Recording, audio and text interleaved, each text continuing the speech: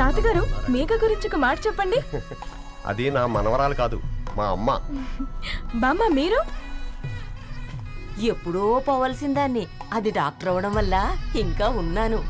Uncle as a father గా మీరేం చెప్తారు? అది నా అదృష్టం అమ్మా, అది పుట్టాకే నేను పెరిగాను. ఆంటీ మీరు? అది మా 20 ఏళ్ళ ఎమోషన్ అమ్మా.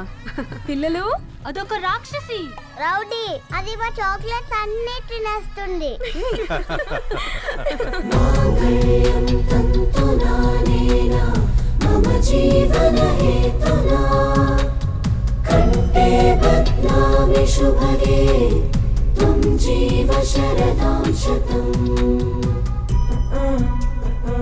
I will be with you for the rest of my life.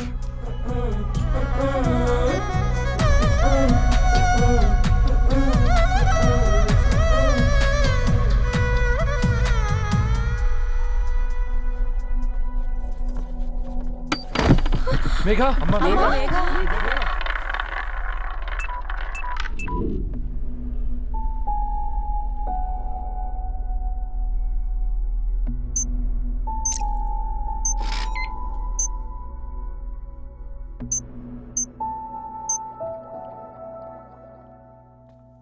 ఏంట్రా అందరూ ఇలా డీలా పడిపోయారు? ఎంగేజ్మెంట్ హడావిడిలో 2 రోజుల నుంచి ఏం తినలేదు కదా, దాంతో కళ్ళు తిరిగి పడిపోయినట్టుంది. లేదు, తను కళ్ళు తిరిగి పడిపోలేదురా.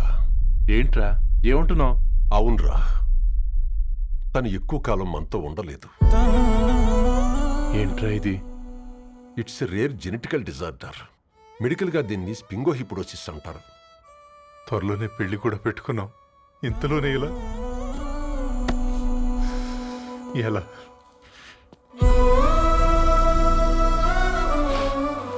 ఎలా చెప్పనురా ఇది? అమ్మాయికి ఎలా చెప్పాలో అర్థం కావట్లేదు. తను డాక్టర్ కాబట్టి అర్థం చేసుకోగలదు. ముందు మీరు అర్థం చేసుకోండి చాలు. చూడు, నువ్వు చచ్చిపోతావు, ఈ చిత్ర చచ్చిపోతుంది, ఆ శారదుందే అది చచ్చిపోతుంది, పళ్ళికిలిస్తుందే చంటిది ఇది చచ్చిపోతుంది, ఈ చెట్లు చచ్చిపోతాయి, ఆ తీగ చచ్చిపోతుంది, నేను చచ్చిపోతాను. కాకపోతే నేను 2 రోజులు ముందుగా చచ్చిపోతాను. మా ఏంటి ఇంకా దీపం పెట్టలేదా? ఏంట్రా ఆయనకి దీపం పెట్టేది? ప్రాణం ఉన్న పువ్వులకేమో 3 రోజులు, ప్రాణం లేని రాళ్లకి 1000 ఏళ్ళు ఆయుషిస్తాడు. ఆయనకెందుకు దీపం? అన్నీ కరెక్ట్గా జరుగుంటే ఈరోజు నీ పెళ్లి జరగాల్సింది. దేవుడు ఆల్రెడీ నాకు ఇన్విటేషన్ కార్డ్ రెడీ చేశాడు బాబాయ్. బట్ మనమే ఫూలిష్గా ఈ వెడ్డింగ్ ఇన్విటేషన్ రెడీ చేసుకున్నాం. అయినా చాలా మందితో కంపేర్ చేసుకుంటే నేను చాలా లక్కీ పాప. ఎంతోమంది ఆడపిల్లలు కడుపులోనే చనిపోతున్నారు, కొంతమందిని పుట్టిన తర్వాత చంపేస్తున్నారు, ఇంకొంతమంది ఎందుకు చనిపోతున్నారో కారణం తెలియకుండానే పోతున్నారు. అలా చూస్తే 22 ఇయర్స్ నేను బ్రతికాను. ఒక ఆడపిల్లగా ఇదంతా బోనస్సే కదా పాప. చైల్డ్హుడ్ నుంచి నాకు ప్రతిదీ ద బెస్ట్ ఇచ్చారు. Best school, best college, best clothes, best family. ఇప్పుడు నా చావు కూడా బెస్ట్ ఉండాలంటే మీరందరూ నవ్వుతూ ఉండాలి.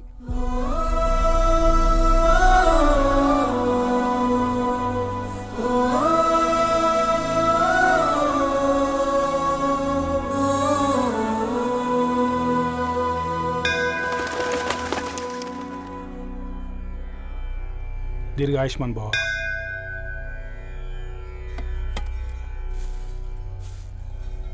बेटी भगवान से क्या मांगा? వద్దులేండి పూజారి గారు, 365 డేస్ మొక్కేవాళ్ళనే దేవుడు పట్టించుకోవట్లేదు. ఆయన మీద నాకు అంత నమ్మకం లేదులేండి. ఏం కోరుకున్నావే? ఆయన దీవించినట్టే 100 ఏళ్ళు అడిగావా? లేదే, హాఫ్ వేలో తీసుకెళ్తున్నావు కదా. అసలు నన్ను ఎందుకు పుట్టించావు ఒక రీజన్ చెప్పమని అడిగాను. నా బ్రతుక్కి అర్థం చెప్పమని అడిగాను. అవునే, ఓ మనిషి పుట్టాక కనీసం ఒక మొక్కనైనా నాటాలంటారు. మనం పోయాక అది నలుగురికి నీడనిస్తుంది. అట్లీస్ట్ నేను ఆ పని కూడా చేయలేదు. ఈ బర్త్కి పర్పస్ ఏంటో తెలియట్లేదనేదే నా బాధ. ఏంటే ఓ పర్పస్ అని చెప్తున్నా? 1 వీక్ బ్యాక్ మా బాబాయ్ వాళ్ళ ఇంట్లో ఏం జరిగిందో తెలుసుగా? వాళ్ళ బాబు పుట్టగానే చనిపోయాడు. పాపం వాళ్ళు ఇంకా కూర్చొని ఏడుస్తూనే ఉన్నారు. మరి ఆ బాబు లైఫ్కి పర్పస్ ఏంటే? ఆ బిడ్డ పుట్టక ముందు వాళ్ళు ఎలా ఉండేవాళ్ళు? విడిపోదాం అనుకున్నారు. ఇప్పుడు కలిసి ఉన్నారు కదా. ఆ బిడ్డ పర్పస్ వాళ్ళని కలపడమే.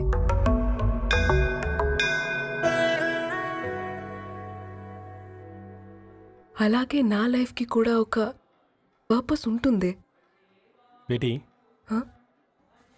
ये लो बजरंगी का सिंदूर అంతా మంచి జరుగుతుంది. ఏం మంచి? आपके नज़र में कीड़ा है. ఆయన అందరినీ చూసే విధానంలోనే తేడా ఉందండి. తన మాటలేం పట్టించుకోకండి. Thank you. खुश रहो.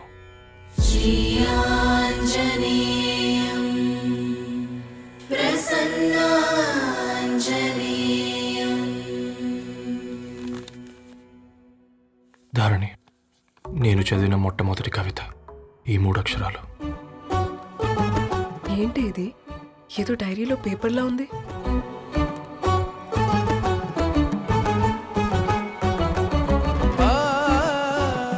एक्सक्यूज मी, मुझे वो पेपर्स दे सकते हैं? తనకంటే ముందు తన అక్షరాల్ని చూశాను. తనకంటే ముందు తన భావాల్ని కలిశాను. మా సైనిక్ పురి చందమావతను. लाइन्स है वो इंटरेस्टिंग గా ఉన్నాయి. అవును, क्या मैं वो डायरी ले सकती हूँ? Thank you. మనం చదవడం కరెక్ట్ అంటావా? ఆయనే పర్మిషన్ ఇచ్చాడు. రా. నా పేరు రవి. నేను ఒక పేపర్ బాయ్. చెప్పాలి ఈ పేపర్ వేయడం మానేమని మళ్ళీ ఈ పేపర్ దగ్గరికి వచ్చి కూర్చున్నావు. ఏమైందన్నా? నువ్వన్నా చెప్పు యాదగిరన్నా. పేపర్ బాయ్ అని చెప్తే ఎవరు పిల్లలు కూడా ఇవ్వట్లేదు. ఏదో ఒక కంప్యూటర్ ఆఫీసులో పనిచేస్తున్నాడని అబద్ధం చెప్తే అయినా ఆడి పెళ్ళి అవుద్ది. పెళ్లి కోసం ఈరోజు అబద్ధం చెప్తే రేపు నిజం తెలిసాక పెళ్ళి అబద్ధం అవుతుంది అంకుల్. వాడు చిన్నప్పటి నుంచి ఈ పేపర్లు వేస్తున్న ఇంటికి కట్టాడు అంకుల్. ఈ పేపర్ వేస్తున్న ఎగ్జామ్ ఫీజు కట్టాడు. పేపర్ వేస్తున్న నీకు మందు కొన్నాడు. మందులు కూడా కొన్నాడు. అంకుల్, ఏ పని లేకుండా తిని తిరిగే వాళ్ళకంటే ఏ పనైనా పర్లేదని చేసే మాలాంటి వాళ్ళని అభినందించక్కర్లేదు అంకుల్. ఇన్సల్ట్ మాత్రం చేయొద్దు. తూదీనే అమ్మ జీవితం. పలులేని కుక్క గరిస్తే సూదులేని ఇంజక్షన్ వేయించుకునే అంట ఈనటోడు. ఆ ఇంట్లో ఉన్న అన్ని వయసులో ఆడాలి దర్శనమైంది కదరా, ఒక్క అమ్మాయి తప్ప. అవునరా, నువ్వు చెప్పింది కరెక్టే. నీకంటే ముందు నా అంతని చూసి వచ్చా. ఈ గ్లాస్ పట్టుకోవాలి. ఇప్పుడు చూడండి రా, నాలోని కవి తన మనసుని కకావికలం చేస్తాడు. ముందు అమ్మాయి తనకుండా చూసుకోరే. నేను అడితా, ఇది నీకోసమే, చదువుకో. ఏంది బేది?